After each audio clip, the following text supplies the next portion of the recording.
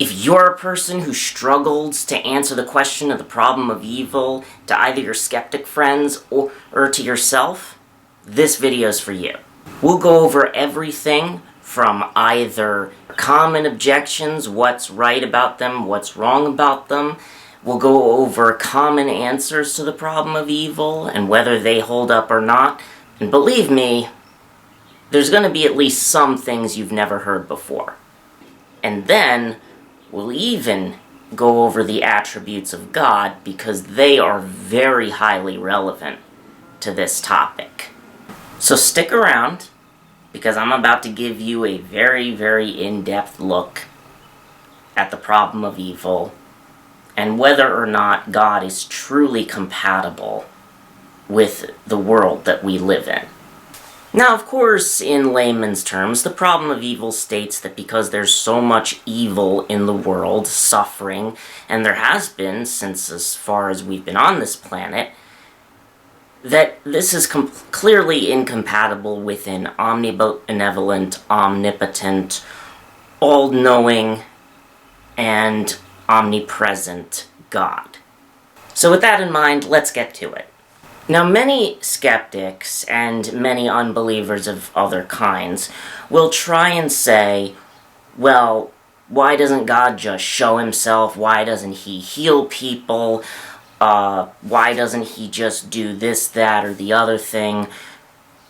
And many other objections like that. But the truth of the matter is, God has done many of those things before. He did appear to people on Mount Sinai. He appeared to people many times in the Old Testament, and yet, while it is true that many did fear and revere him and believe, many still fell into sin afterwards.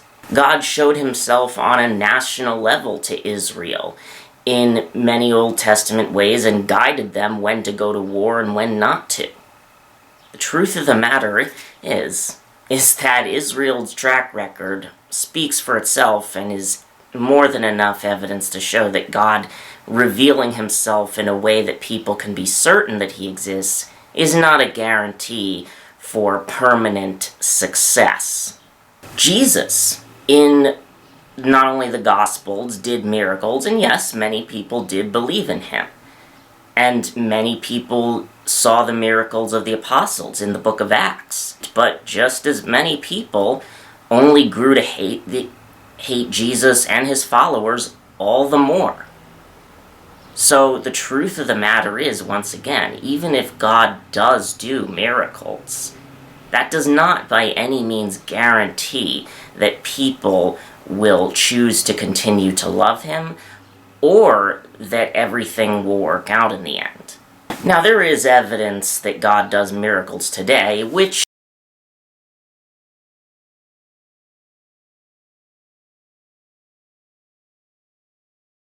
now, of course, there's also objections that people will say, hey, well, why doesn't God just take away our sin nature? Why didn't he do that instead, rather than being born with a sin nature?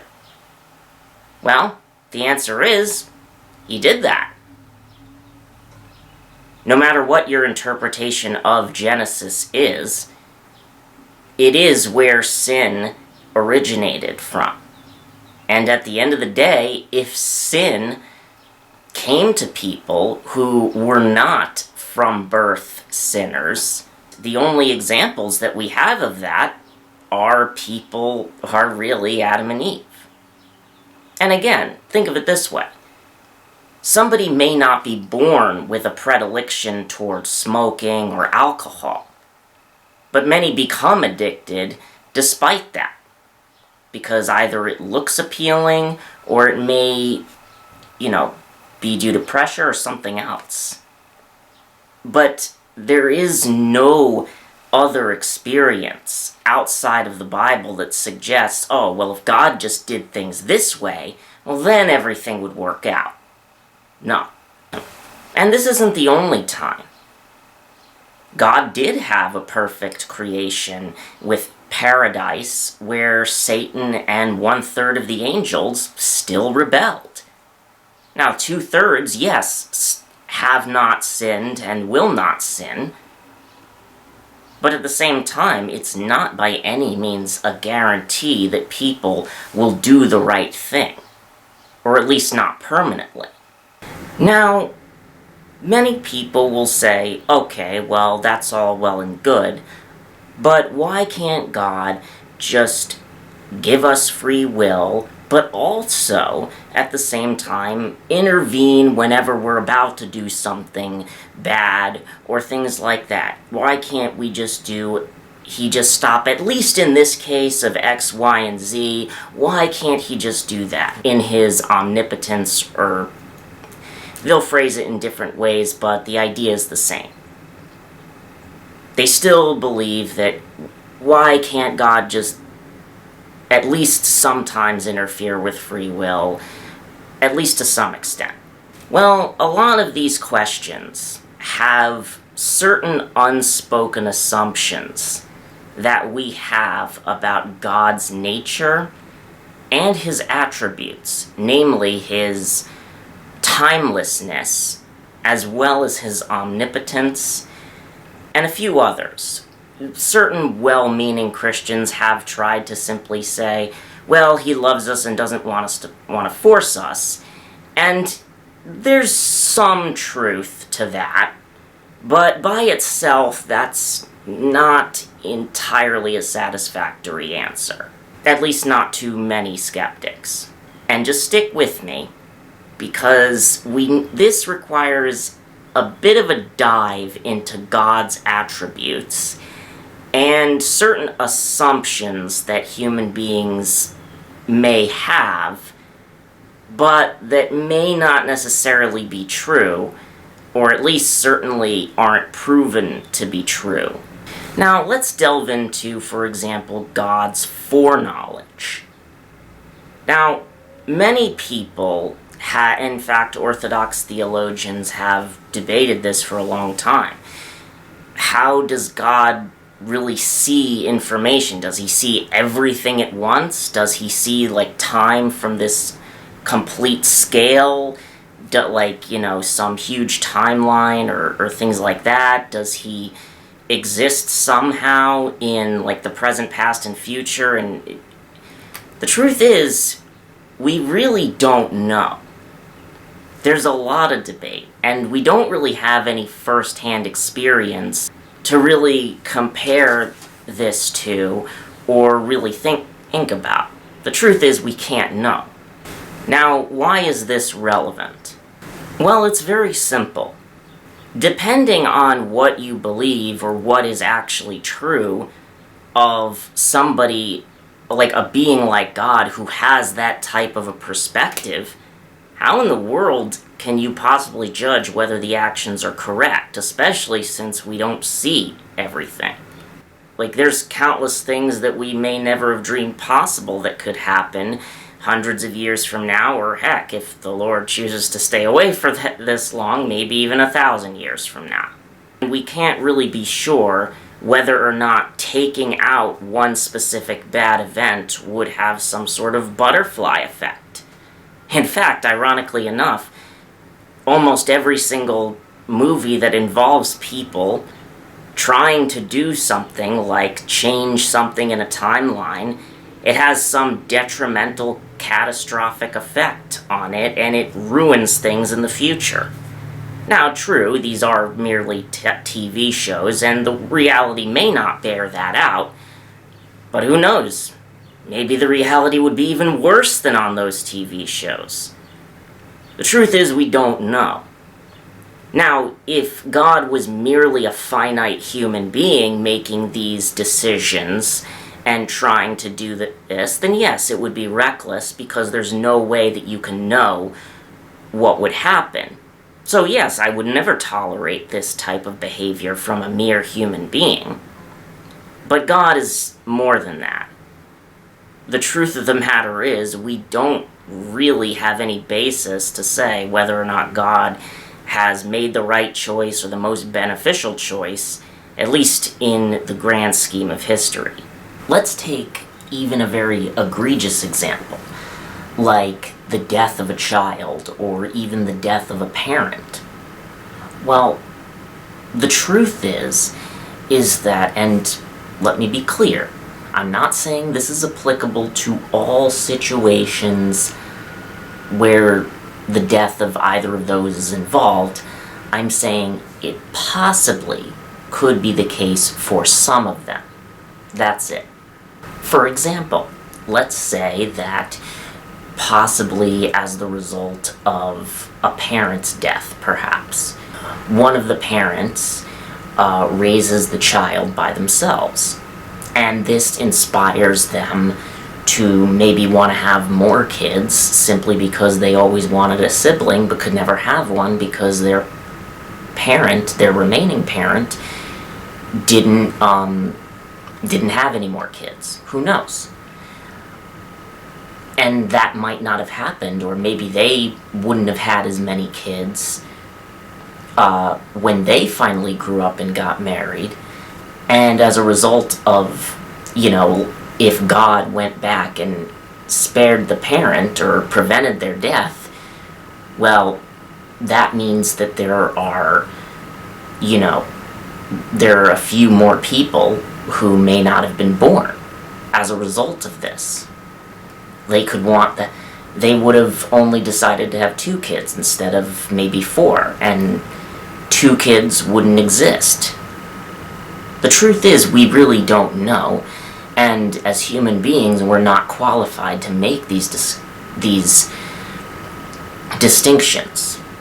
Now, as human beings, we should do everything in our power to alleviate unnecessary suffering.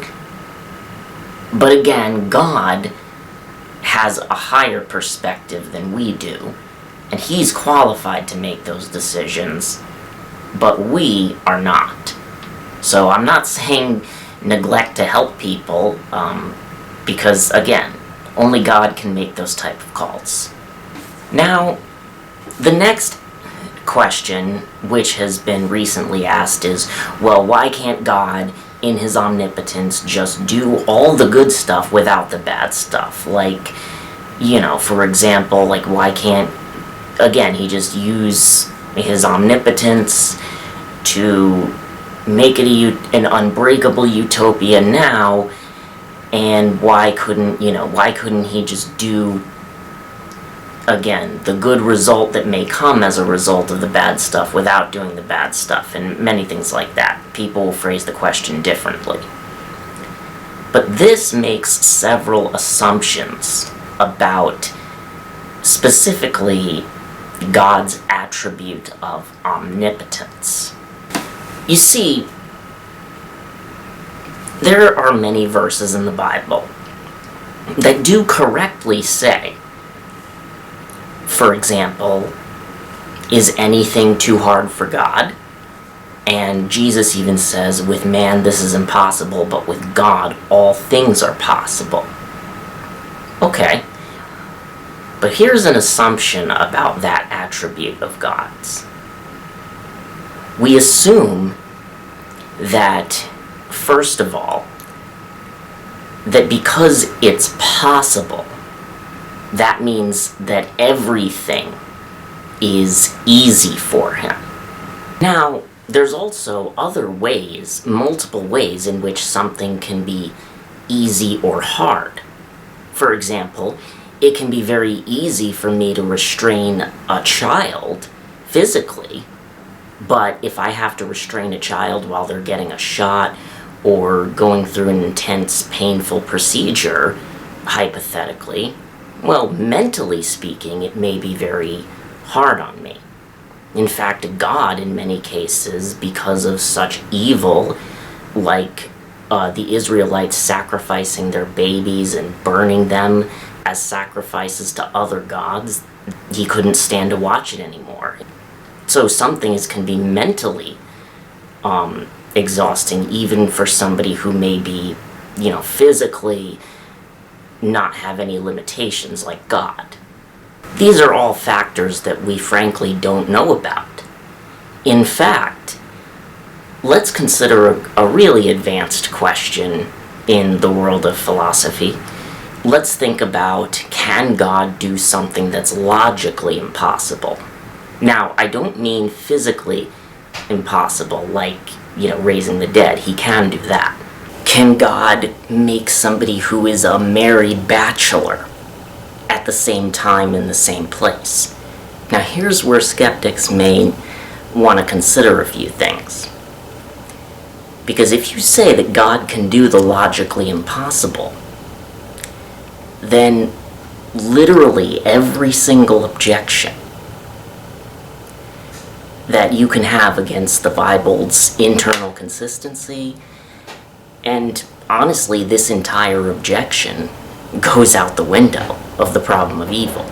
Because if God can do the logically impossible, I'll just say, well, yeah, God can still be perfectly loving and just, and yet, unjust things happen without a cause, and he can still do evil things. I mean, if you're going to say he can be logically contradictory in the philosophical sense, then really this objection just goes out the window. Because I could just say, well, it's God breaking the laws of logic with this problem of evil. Now, I don't actually believe that that is the case. But if you don't believe God can do that, you have to consider, okay, what limitations does he truly have? But again, something can be physically easy, but mentally tough. Do we know? Do we have any point of reference to say what would happen if God were to, go through millions of years of constantly interfering with billions of people's choices to make them make the right decision? Well, the answer is no. It may be physically easy, but would it be mentally taxing to the point where he just gets so bored with it that he doesn't want to create any more people? Well, we don't know.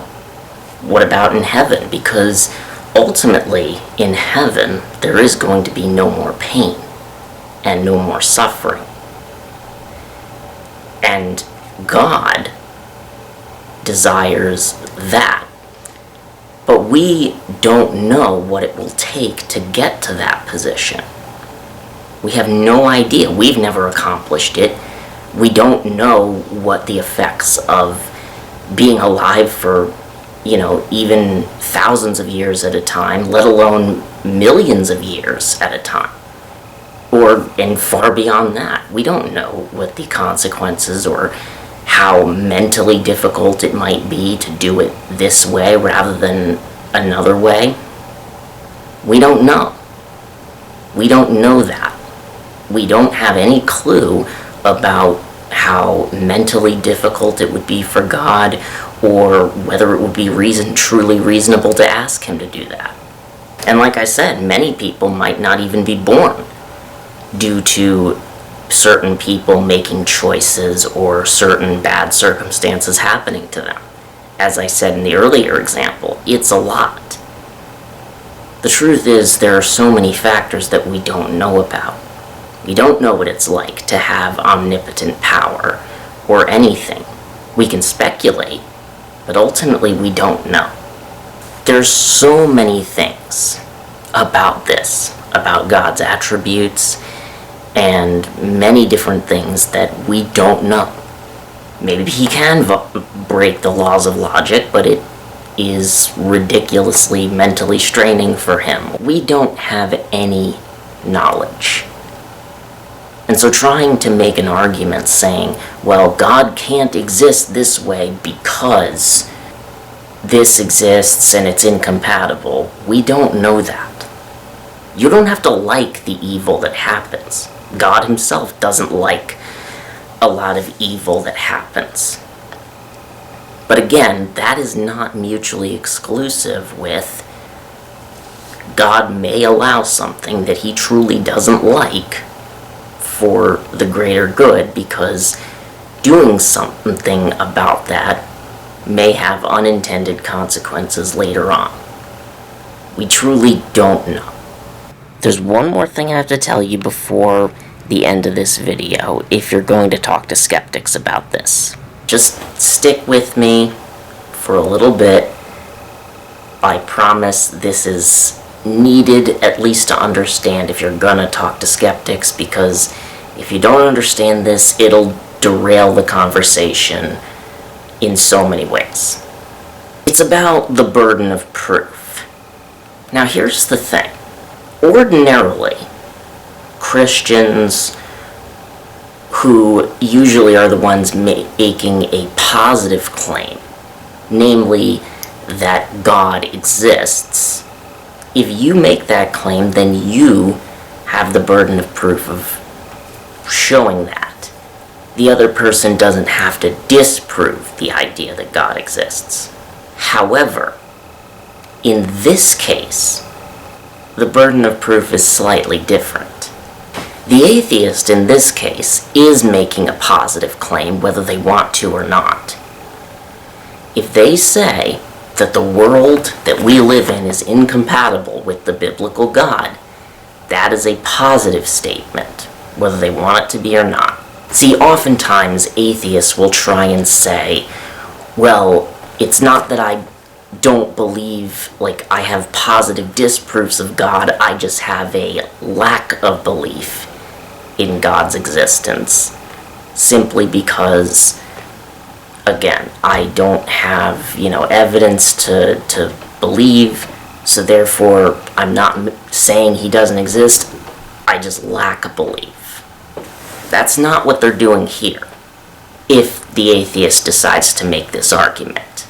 And given the fact that atheists, as I've demonstrated throughout this whole thing, they don't have a basis for knowing that God is making the wrong decisions or that biblical God is incompatible, then they have failed to meet their burden of proof, and they don't get to say, well, this proves that God doesn't exist.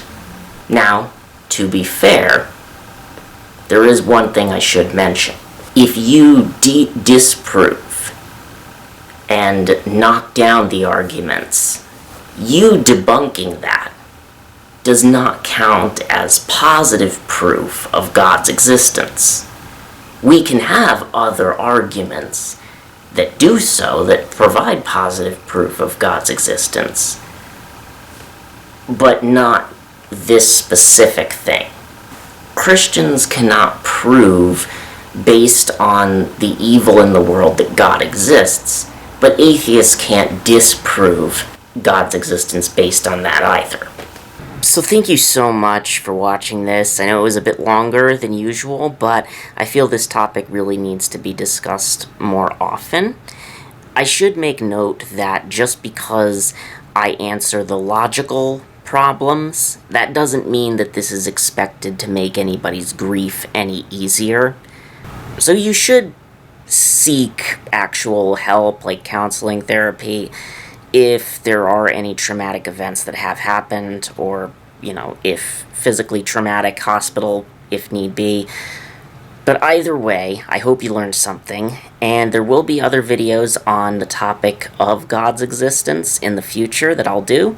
I do have some other videos right now on the subject that I'll link in the description.